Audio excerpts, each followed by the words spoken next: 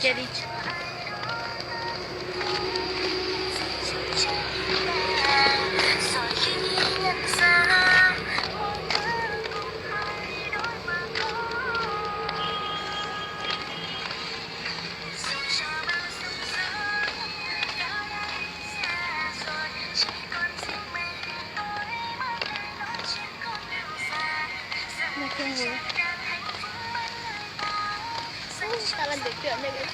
Cây xuống nhở?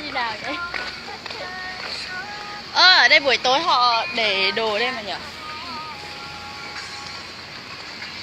Trà sữa, trà không phải sữa mà bán trà đá. Wow, trời ơi, tưởng con gì chứ.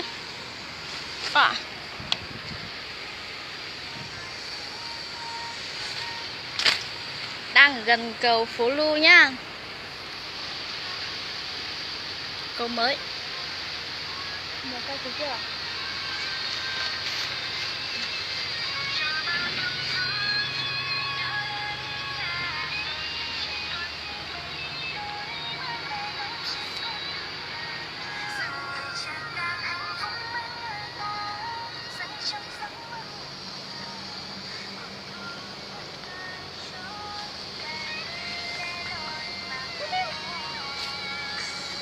Ở đây có phải với con chó vừa đấy à? Chắc phải. Cái đấy đi nhanh mấy tao.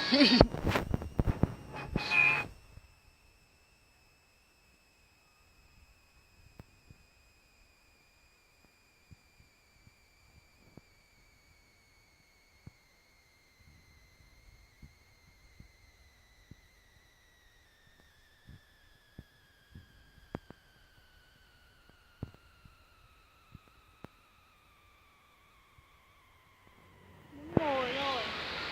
Ngồi đi. Không có ngồi đâu. Ngồi đây.